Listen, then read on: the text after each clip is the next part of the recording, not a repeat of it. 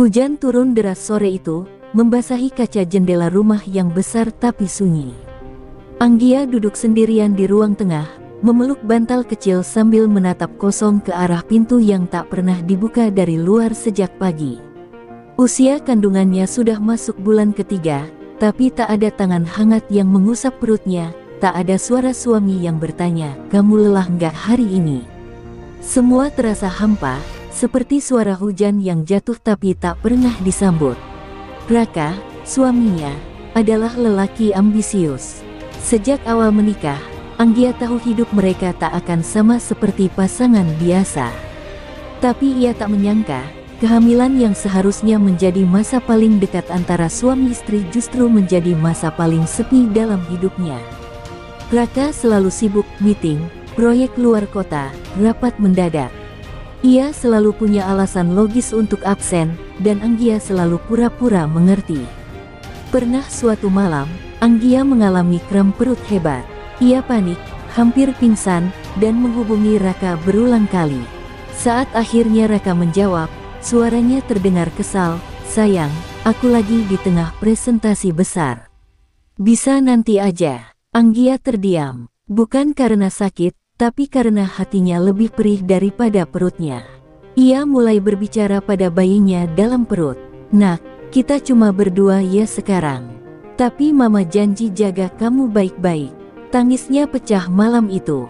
Bantal di pelukannya basah, tapi bukan karena hujan dari luar, melainkan air mata dari dalam yang tak pernah Raka lihat. Bukan karena ia tak bisa, tapi karena ia tak pernah ada. Di media sosial, Anggia selalu tersenyum. Ia memposting foto-foto cantik dengan kutipan manis tentang kehamilan dan cinta. Semua orang mengira rumah tangganya sempurna. Tapi mereka tak tahu, di balik layar ponsel, ia merindukan genggaman tangan yang sebenarnya. Kadang, ia berharap Raka bisa membaca isi hatinya tanpa harus ia ucapkan. Beberapa kali, ibunya menelpon, menanyakan kabar. Tapi Anggia tak pernah berani jujur. "Alhamdulillah, Bu, Raka baik, sibuk aja kerja. Aku juga sehat, kok." Padahal setelah menutup telepon, ia memandangi meja makan kosong, nasi yang dingin, dan sepiring sayur bening yang ia buat untuk dua orang tapi hanya dimakan sendiri. Dan di detik-detik sepi itulah, rasa kosong mulai tumbuh perlahan. Bukan karena ia tak mencintai suaminya, tapi karena cintanya terasa seperti bunga di dalam toples kaca, indah dilihat, tapi tak bisa tumbuh. Ia tak tahu apa yang akan terjadi esok, tapi satu hal pasti, dalam rumah megah itu, suara paling keras hanyalah detak jantungnya sendiri, berharap didengar oleh seseorang yang terlalu jauh untuk mendengarkan. Anggia menatap bayangan dirinya di cermin kecil di ruang tunggu rumah sakit. Wajahnya pucat, matanya sembab, tapi ia mencoba menyembunyikannya dengan bedak tipis dan lipstik samar. Hari ini adalah jadwal kontrol pertamanya setelah 3 minggu. Awalnya, ia ingin menunda karena merasa baik-baik saja, tapi kegelisahan yang menghantuinya semalam mendorong langkahnya pergi. Mungkin, berada di luar rumah bisa sedikit menyembuhkan sunyi yang menggerogotinya. Suasana rumah sakit cukup tenang. Perawat menyebut namanya, dan Anggia pun masuk ke ruangan dengan napas yang ditahan. Di balik meja kerja, berdiri seorang pria berjas putih yang tampak jauh dari bayangan dokter tua dan kaku. "Selamat pagi, Ibu Anggia," sapanya sambil tersenyum ramah. Suaranya lembut, tenang, dan wajahnya, terang namun teduh, membuat Anggia sejenak lupa akan kekacauan di rumahnya. "Saya Dokter Arman, silakan duduk." Pemeriksaan berjalan biasa. Detak jantung janin terdengar melalui alat pemantau, dan Arman menjelaskan kondisinya dengan suara sabar dan menenangkan. Tapi yang berbeda dari dokter sebelumnya adalah cara Arman memperhatikan.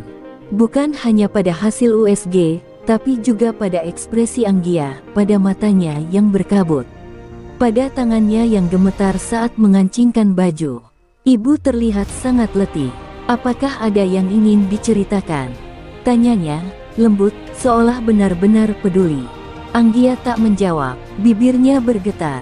Hanya beberapa detik, tapi cukup untuk membuat Arman tahu bahwa di balik kehamilan ini, ada beban besar yang sedang ditanggung sendiri.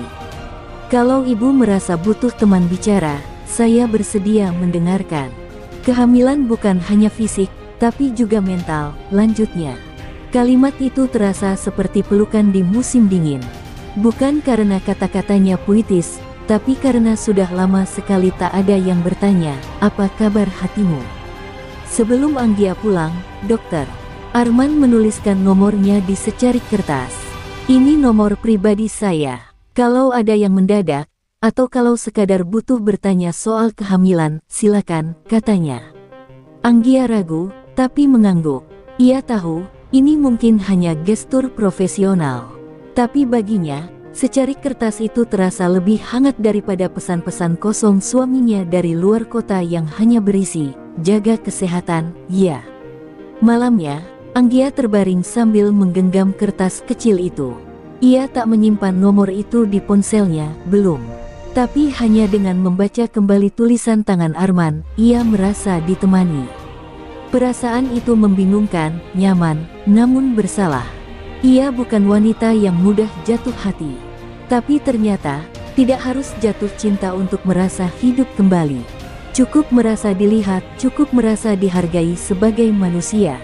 Dan saat Raka meneleponnya malam itu dengan suara tergesa, maaf, sayang, masih di bandara.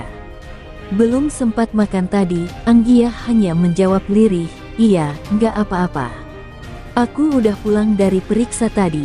Raka mengangguk tanpa bertanya lebih. Tidak bertanya hasil pemeriksaan, tidak bertanya siapa dokternya. Hanya mengucap, jaga diri, ya.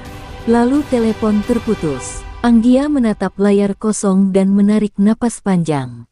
Untuk pertama kalinya, ia merasa ingin menulis pesan, tapi bukan kepada suaminya. Hari-hari setelah periksa itu berlalu lambat, seperti waktu yang sengaja mempermainkan Anggia. Raka masih belum pulang dari dinas luar kota, dan komunikasi mereka semakin jarang. Sesekali Raka menghubungi lewat pesan singkat, itu pun lebih sering soal pekerjaan yang menumpuk atau penerbangan yang ditunda. Tak ada lagi pertanyaan tentang kondisi kandungannya, apalagi sekadar, kamu lagi ngidam apa hari ini, kalimat sederhana yang dulu ia harapkan, tapi tak pernah datang. Sementara itu, satu pesan muncul di ponsel Anggia siang itu. Bu Anggia, bagaimana kabarnya hari ini? Semoga tidak ada keluhan. Salam hangat, Dokter Arman. Pesan itu singkat dan sopan, tapi terasa seperti embusan hangat di tengah beku yang tak berkesudahan. Anggia membaca ulang berkali-kali, bahkan sebelum membalas. Ia ingin mengabaikan, menjaga jarak, tapi hatinya terlalu rapuh untuk bersikap kuat. Ia pun menjawab, sederhana saja, alhamdulillah baik, Dok. Terima kasih sudah mengingatkan. Namun itu menjadi awal dari percakapan yang lebih sering, lebih dalam, Dokter. Arman mulai mengingatkan jadwal makan, waktu istirahat, bahkan memberi tips agar Anggia tidak terlalu stres. Anehnya, perhatian-perhatian kecil itu seperti tambalan halus pada luka emosionalnya. Ia tahu, ini seharusnya tetap profesional. Tapi sesuatu dalam dirinya justru menantikan pesan-pesan itu setiap hari. Suatu sore, Anggia menangis diam-diam setelah mimpi buruk yang membuatnya terbangun dengan napas sesak. Ia tidak menelepon Raka, ia tahu Raka pasti sibuk atau akan menyalahkannya karena terlalu sensitif. Tapi jemarinya justru menekan nama yang baru disimpannya 2 hari lalu, Dokter Arman. Ia tak menelepon, hanya menulis pesan singkat, saya tadi mimpi buruk, jadi gelisah sekali. Dokter Arman membalas cepat, ibu tidak sendiri. Kalau ibu mau cerita, saya akan dengarkan. Jangan dipendam sendiri. Ibu harus kuat bukan cuma untuk diri sendiri, tapi juga untuk si kecil. Anggia membaca pesan itu sambil terisak. Bukan karena kata-katanya istimewa, tapi karena terasa tulus. Di tengah kesendirian yang menyesakkan, ucapan sederhana bisa terasa seperti pelukan paling lembut. Dan sejak malam itu, batas-batas yang tak kasat mata mulai kabur. Anggia masih mencintai suaminya, itu ia yakini. Tapi di sudut hatinya yang kosong, ada ruang kecil yang mulai dipenuhi oleh perhatian orang lain. Bukan karena ia berniat mengkhianati, tapi karena ia terlalu lama merasa diabaikan. Dan ketika hati yang haus diberi setetes air, ia tak bisa berpura-pura tidak merasakannya. 1 minggu berlalu sejak percakapan larut malam itu. Anggia mulai merasa tubuhnya mudah lelah, namun bukan kelelahan fisik yang paling menyakitkan, melainkan batin yang terus-menerus bertanya, sampai kapan ia harus bertahan sendiri. Raka belum juga pulang. Terakhir mereka video call, wajah Raka terlihat lelah dan tak sabar. Bahkan ketika Anggia dengan semangat bercerita soal hasil kontrolnya, suaminya hanya mengangguk tanpa fokus, lalu berkata, "Nanti aja ya, aku harus lanjut meeting." Hari-hari Anggia kini diisi dengan 2 hal, menjaga kehamilannya dan menanti pesan dari dokter Arman. Mereka tak pernah bicara di luar batas, setidaknya belum. Tapi perhatian itu datang seperti obat yang terus-menerus dibutuhkan. Bahkan dokter Arman pernah mengirimkan tautan video relaksasi kehamilan dan menyarankan posisi tidur terbaik agar janin tak tertekan. Raka tak pernah bertanya hal-hal seperti itu. Raka sibuk, Raka penting, Raka tak lagi hadir. Suatu malam, Anggia mengalami nyeri hebat di bagian perut bawah. Ia panik, keringat dingin membasahi punggung. Dalam gelap dan bingung, ia mencoba menghubungi Raka. 3 kali panggilan tak dijawab. Ia hanya bisa menatap layar dengan mata membasah, menggenggam perutnya sambil berbisik, "Nak, tolong kuat ya, jangan apa-apa." Dan dalam kepanikan itu, ia membuka kontak dokter Arman. Suara tenangnya menjawab dengan sigap, dan dalam waktu 30 menit, Arman sendiri yang datang ke rumahnya di tengah malam hujan. Ini bukan kontraksi, tapi otot rahim ibu menegang karena stres. "Coba tarik napas pelan-pelan," ucapnya lembut sambil memeriksa dengan alat sederhana yang ia bawa. Anggia hanya bisa menangis. Bukan karena sakit, tapi karena akhirnya ada seseorang yang datang, bukan untuk pekerjaan, bukan karena kewajiban, tapi karena peduli. Dan malam itu, dalam remang lampu meja, kehadiran dokter Arman terasa lebih nyata daripada bayangan suaminya sendiri. Esok paginya, Raka baru membalas pesan. "Maaf semalam ketiduran, lagi tepar banget. Gimana sekarang? Udah mendingan?" Anggia menatap layar ponselnya lama, lalu membalas, "Udah, dibantu dokter." Tak ada nama yang disebut. Ia hanya ingin tahu, apakah Raka akan bertanya siapa dokter itu. Tapi tak ada pertanyaan lanjutan. Hanya emoji senyum dan pesan penutup, "Baguslah. Aku lanjut kerja dulu ya." Anggia tersenyum miris. Bahkan bahaya yang nyaris menimpa anak mereka pun hanya dianggap insiden sepele. Hari demi hari, perbedaan antara perhatian dan cinta menjadi semakin kabur. Dokter Arman mulai menjadi bayangan dalam pikirannya yang tak bisa ia usir. Tapi yang lebih menakutkan adalah kenyataan bahwa ia tidak ingin mengusirnya. Dalam diam, Anggia mulai takut. Bukan takut pada dosa, bukan takut pada orang lain. Ia takut pada hatinya sendiri, yang mulai merindukan seseorang yang bukan suaminya. Hujan kembali turun sore itu, dan langit seperti cermin perasaannya, gelap, berat, menggantung. Anggia duduk di teras rumah dengan selimut tipis membungkus tubuhnya. Di genggamannya, ada secangkir teh hangat yang sudah tak lagi beruap. Pikirannya berkelana, dan tanpa sadar, jemarinya membuka galeri ponsel. Di antara foto USG dan selfie kehamilan, terselip satu foto yang belum lama ini ia ambil. Dokter Arman sedang membenarkan stetoskopnya, tak sadar dirinya sedang diabadikan. Anggia segera menutup layar. Dada dan pikirannya sama-sama sesak. Hari itu, tanpa rencana, Dokter Arman mengirim pesan. "Saya baru selesai dari rumah sakit. Boleh mampir sebentar bawa vitamin tambahan?" Ibu pasti belum sempat beli. Anggia terdiam beberapa saat. Hatinya gamang, tapi ia membalas, "Silakan, Dok. Saya di rumah saja." Ia berdiri, merapikan rumah seadanya. Tak ada niat buruk, tapi juga tak bisa lagi mengelak bahwa kedatangannya dinanti dengan perasaan berbeda. Bukan sekadar karena ia dokter, tapi karena di setiap langkah kaki Arman, ada sesuatu yang tidak pernah dibawa oleh Raka, kehadiran. Ketika Arman tiba, ia membawa bukan hanya vitamin, tapi juga makanan ringan dan beberapa buku kecil seputar kehamilan sehat. Mereka duduk di ruang tamu, membahas perkembangan janin, posisi tidur, hingga hal-hal ringan seperti makanan yang bisa memperbaiki mood ibu hamil. Di tengah pembicaraan, tawa kecil Anggia pecah, tulus, hangat, dan untuk pertama kalinya setelah sekian lama. "Saya lupa rasanya bisa ngobrol seperti ini," ujarnya pelan. Arman hanya tersenyum, menatap mata itu dalam sekejap, lalu mengalihkan pandang. Keheningan aneh menyergap ruangan setelah tawa mereka mereda. Anggia merasakan dadanya berdegup terlalu cepat. Ia mencoba berdiri untuk membawakan minuman, tapi Arman menahan lengannya dengan lembut, sekilas, hanya sesaat. Namun sentuhan itu seperti aliran listrik yang membakar batas-batas yang selama ini ia pertahankan dengan rapuh. Mereka sama-sama terdiam, tak ada kata.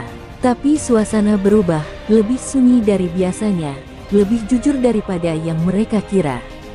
"Saya minta maaf," ucap Arman akhirnya, menunduk.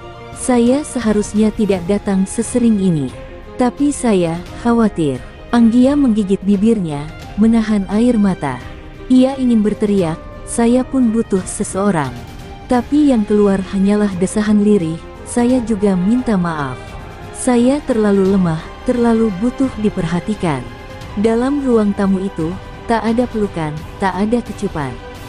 Tapi justru ketidakhadiran itu yang paling berbahaya, karena mereka tahu, tinggal satu langkah saja, semua akan berubah.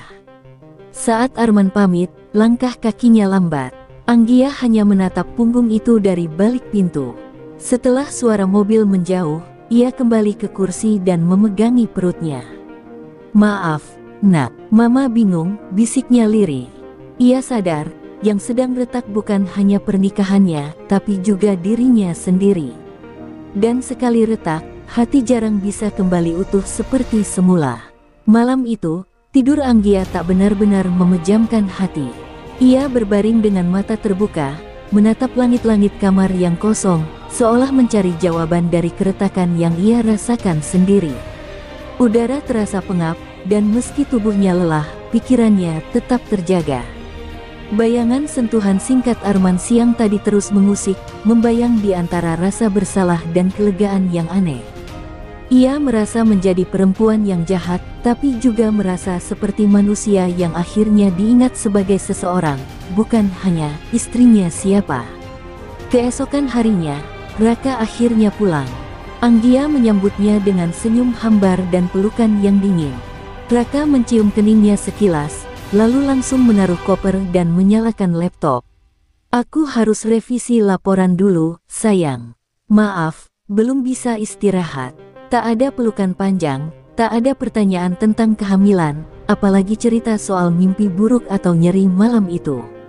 Rumah mereka kini hanya tempat singgah, bukan pelabuhan jiwa. Saat makan malam, Anggia mencoba menceritakan apa yang ia rasakan selama Raka di luar kota. Tapi suaminya hanya mengangguk, menimpali dengan kalimat pendek seperti, "Oh ya," atau "Wah," gitu tanpa benar-benar mendengarkan. Anggia menatap wajah pria yang dulu ia cintai sepenuh hati itu, dan bertanya dalam hati, apakah ini cinta yang sudah tua, atau luka yang terus dibiarkan terbuka. Setelah Raka tidur lebih dulu, Anggia kembali membuka ponsel. Ada satu pesan belum dibuka dari Arman. "Bagaimana kabarnya hari ini? Saya mohon maaf kalau kemarin membuat ibu tidak nyaman." Anggia menahan napas, lalu membalas dengan hati-hati. "Bukan tidak nyaman, Dok. Saya hanya takut, karena itu terasa terlalu nyaman." Ia menghapus kalimat itu, menulis ulang. "Baik, Dok. Terima kasih atas perhatiannya kemarin." Dan dikirim.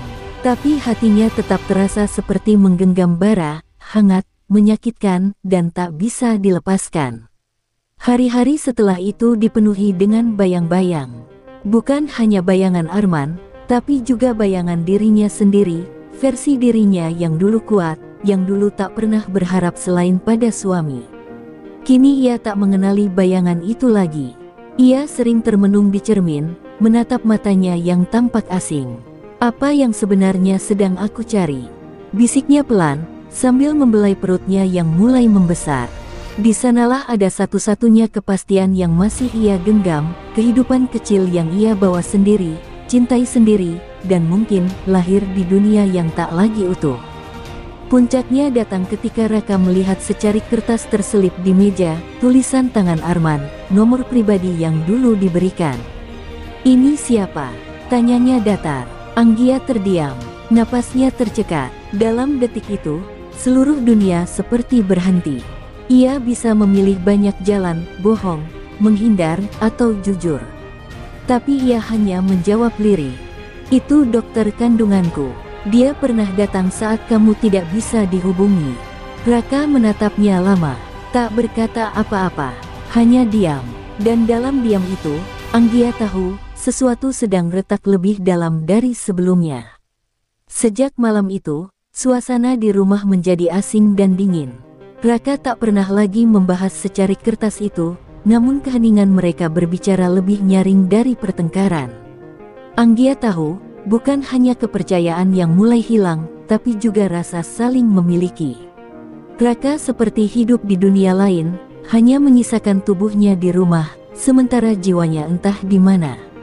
Ia tetap bekerja, tetap pulang, tapi tatapannya kosong dan sentuhannya hanya formalitas. Di sisi lain, Anggia dihantui rasa bersalah dan kerinduan yang sama-sama dalam. Ia terus melawan hatinya sendiri, berusaha meyakinkan diri bahwa semua ini hanya pelarian emosional. Tapi saat pagi itu ia duduk di meja makan sendirian dan menemukan Raka sudah pergi tanpa pamit, tanpa sepatah kata, hanya meninggalkan secangkir kopi yang belum disentuh. Ia merasa seolah tak berarti apa-apa lagi. Apakah aku benar-benar istri, atau hanya sekadar pengurus rumah? Pikirnya getir. Dalam kekosongan itu, Arman kembali menghubungi. Ia tahu hubungan mereka mulai melewati batas diam-diam, namun perhatiannya tak bisa ditolak. Kali ini ia mengajak Anggia untuk ikut ke seminar kesehatan ibu hamil, bukan sebagai pasien, tapi sebagai bentuk penyegaran pikiran. Hanya 2 jam, di ruang terbuka. "Ibu pasti butuh udara segar," ucapnya lewat pesan. Anggia menolak sekali, tapi di malam yang hampa itu, ia mengetik ulang jawaban. "Baiklah." Tapi hanya sebentar, dan ia datang. Duduk di bangku taman seminar kecil itu, bersama calon ibu lainnya, mendengar tentang cinta, kesehatan, dan kesiapan mental menjadi orang tua. Tapi pikirannya tak fokus. Ia hanya bisa merasakan kenyamanan aneh setiap kali Arman berdiri di dekatnya. Setelah acara usai, mereka tak langsung pulang. Arman mengajaknya jalan kaki sebentar. "Hanya sebentar," katanya. Tapi setiap langkah di sisi pria itu terasa seperti pengkhianatan kecil yang makin mendalam. Hujan turun gerimis. Mereka berteduh di sebuah halte kosong. Suasana menjadi begitu sunyi. Arman berdiri di depannya, menatap mata Anggia yang basah oleh embun dan luka yang sudah terlalu lama dipendam. "Saya tahu ini salah, tapi saya juga tahu saya peduli. Lebih dari yang seharusnya," ucapnya pelan.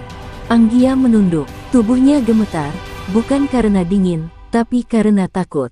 Takut bahwa hatinya benar-benar telah berpaling, meski belum menyentuh secara fisik. Tangannya mengepal di atas perutnya, masih ada kehidupan di dalam, yang butuh arah, bukan kebingungan. "Saya pulang sendiri saja, Dok," ucap Anggia akhirnya. Ia memaksa senyum dan berbalik. Hujan belum reda, dan air matanya tak bisa dibedakan dari tetes hujan. Tapi langkahnya mantap, karena untuk pertama kalinya, ia ingin menyelamatkan sesuatu yang mungkin masih bisa dipertahankan, meski ia tak yakin, apakah yang ingin diselamatkan itu adalah pernikahannya, atau dirinya sendiri. Langkah kaki Anggia menyusuri trotoar malam itu seakan berat oleh beban yang tak kasat mata. Hujan telah reda, namun sisa-sisanya masih menetes dari dedaunan dan atap rumah. Suara air mengalir di selokan seakan menggema dalam kepalanya, berbaur dengan ribuan pertanyaan yang tak bisa ia jawab. Ia menggenggam perutnya dengan satu tangan, seolah ingin menenangkan kehidupan kecil yang mungkin ikut merasakan badai dalam dirinya. Tubuhnya lelah, tapi yang lebih lelah adalah jiwanya yang terus berdiri di antara dua jurang, setia dan jujur pada hati sendiri. Sesampainya di rumah, Raka sudah berada di ruang tengah, duduk dengan laptop terbuka, tapi pandangannya kosong. Ia menoleh ketika Anggia membuka pintu, tapi tidak bertanya dari mana istrinya datang. Tak ada kehangatan, tak ada kemarahan, hanya tatapan yang seolah berkata, "Aku sudah berhenti berharap."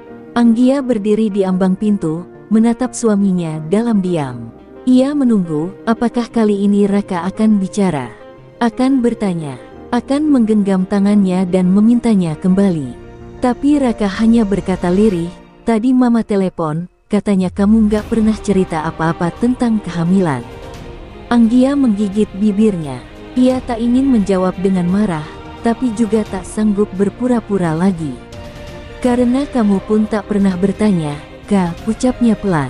Sunyi, tak ada pembelaan, hanya tatapan kosong dari dua insan yang pernah saling mencintai, kini berubah menjadi dua orang asing yang tinggal di atap yang sama. Keesokan harinya, Anggia mengemasi sebagian kecil pakaiannya. Ia butuh waktu, butuh ruang untuk berpikir jernih, jauh dari suasana rumah yang menusuk hati. Raka melihat koper kecil itu tanpa bereaksi. "Mau kemana?" tanyanya datar. "Ke rumah mama. Sementara aja. Aku butuh napas," jawab Anggia. Raka hanya mengangguk. Tak ada permintaan untuk bertahan, tak ada cengkeraman di lengannya, hanya keheningan yang menjelaskan semuanya. Mungkin Raka juga sudah tak tahu bagaimana caranya mempertahankan. Di rumah ibunya, Anggia disambut hangat, tapi pelukan ibunya justru membuatnya menangis pecah. Ia tak perlu lagi menahan apapun. Ia menangis bukan hanya karena sakit hati pada Raka, bukan hanya karena rasa bersalah terhadap Arman, tapi karena ia sudah terlalu lama menjadi kuat sendiri. Ia lelah menutupi luka dengan senyum, lelah berkata, "Baik-baik saja," pada dunia yang tak benar-benar peduli. Hari-hari di rumah ibunya membawa ketenangan, tapi juga keheningan yang dalam. Ia tak lagi membalas pesan Arman, hanya membaca sesekali, lalu menutup ponselnya tanpa menanggapi. Ia tahu, jika ia terus membiarkan jendela itu terbuka, angin dari luar akan makin kencang dan merobohkan sisa-sisa tembok pertahanannya. Ia tak membenci Arman, justru terlalu menghargainya. Tapi mungkin bukan cinta yang ia butuhkan sekarang, melainkan arah. Dan malam itu, Anggia berdiri di depan cermin kamarnya, menatap wajahnya sendiri yang terlihat lebih dewasa, lebih lelah, dan lebih jujur. Ia mengelus perutnya yang membuncit pelan. "Mama akan cari jalan pulang, Nak. Mungkin bukan ke rumah yang dulu, tapi ke hati yang utuh. Entah itu sendiri, atau bersama orang lain." Di sana, pada pantulan cermin itulah, Anggia sadar, jalan pulangnya memang masih ada, tapi mungkin ia harus menciptakan jalannya sendiri. Hari-hari di rumah ibunya seperti jeda yang tak sepenuhnya tenang. Anggia mulai terbiasa dengan keheningan, tapi bayangan masa lalu terus menyusup di sela-sela waktu. Setiap malam sebelum tidur, ia masih teringat pada suaminya yang kini seperti bayang-bayang kabur, dan juga pada Arman yang terus menghantuinya dengan diam. Ia sudah tidak membalas pesan dari Arman, tapi pria itu tetap mengirimkan kabar, hanya satu kalimat setiap hari. Bukan bujukan, bukan rayuan. Hanya, "Semoga kamu baik-baik saja hari ini." Suatu sore, saat sedang duduk di taman belakang rumah ibunya, Anggia menemukan dirinya merindukan suara itu. Bukan suara Raka, tapi suara Arman. Suara yang mendengar, bukan sekadar lewat. Ia benci dirinya sendiri karena membandingkan, karena masih menyisakan ruang untuk nama itu di dalam hatinya. Tapi ia tak bisa membohongi diri, Arman adalah seseorang yang hadir di saat ia nyaris hancur, seseorang yang melihat dirinya lebih dari sekadar ibu hamil atau istri yang ditinggal. Ibunya perlahan menyadari bahwa ada sesuatu yang disimpan dalam-dalam oleh Anggia. "Kalau kamu mau bicara, Mama siap dengar, Nak," ujar sang ibu suatu malam. Anggia terdiam lama, lalu perlahan mulai bercerita. Bukan soal pengkhianatan fisik, karena itu belum pernah terjadi, tapi tentang goyahnya hati, tentang lelaki asing yang memberikan perhatian saat rumahnya tak lagi terasa rumah. Wajah ibunya pucat, tapi tidak menghakimi. Hanya air mata perlahan turun sambil berkata, kadang orang bisa setia secara fisik, tapi hatinya sudah tak tinggal di rumah yang sama. Setelah malam pengakuan itu, Anggia merasa sedikit lebih ringan. Tapi perasaan bersalah tidak pergi begitu saja. Ia mulai menulis di buku hariannya, mencoba menuangkan kegelisahan tanpa menyakiti siapapun. Di satu halaman, ia menulis, "Apakah salah jika aku ingin dicintai dengan utuh? Apakah salah jika hatiku ingin disembuhkan, bahkan jika yang menyembuhkan bukan orang yang sama yang dulu menyakitiku?" Ia menutup buku itu dengan mata basah. Dalam tulisan itu, nama Arman belum pernah disebut, tapi setiap huruf adalah tentangnya. 3 minggu berlalu, dan suatu hari Arman berhenti mengirim pesan. Tak ada notifikasi, tak ada sapaan singkat. Awalnya Anggia lega, tapi kemudian, malamnya, ia merasa aneh, kosong. Ia duduk di tempat tidur, memeluk bantal sambil menatap ponselnya yang hening. Di detik itu, ia sadar, nama Arman bukan hanya pernah hadir, tapi telah tertanam, membekas. Dan itu membuatnya takut, karena ia belum memilih arah, tapi hatinya sudah mulai condong. Dan condong, dalam pernikahan, kadang lebih berbahaya dari jatuh. Keesokan paginya, sebuah amplop coklat datang. Dari kantor pengacara, atas nama Raka, surat permohonan mediasi perceraian. Anggia tak terkejut, tapi tangannya tetap gemetar saat membukanya. Mungkin ini jalan yang ditawarkan semesta. Mungkin inilah titik akhirnya. Tapi sebelum menandatangani apapun, ia ingin bertemu dengan Raka, dan menanyakan satu hal terakhir, kita pernah saling mencintai, kan? Jadi kenapa kita sampai sejauh ini tanpa berusaha bertahan? Anggia berdiri di depan gedung kantor pengacara dengan napas tertahan. Surat mediasi dari Raka masih terlipat di dalam tasnya, belum ia isi, belum ia tanda tangani. Matanya memandangi pintu kaca yang tertutup rapat, seolah di baliknya terdapat jalan buntu yang menunggu untuk diresmikan. Tapi sebelum ia masuk, ia ingin menatap mata pria itu sekali lagi. Bukan untuk meminta kembali, bukan untuk menyalahkan, hanya untuk mencari kepastian bahwa memang tak ada lagi yang bisa diperjuangkan. Pertemuan itu terjadi sore harinya. Raka datang dengan wajah lelah, rambut sedikit berantakan, dan sorot mata yang kosong. Mereka bertemu di sebuah kafe kecil, tempat dulu pernah jadi favorit mereka di awal pernikahan. Tapi kini, suasananya terasa asing, seperti dua orang yang baru saja dikenalkan. "Aku terima suratmu," ujar Anggia pelan sambil meletakkan amplop di atas meja. Raka mengangguk, tidak menyentuhnya. "Kamu marah?" tanyanya. "Tidak," jawab Anggia.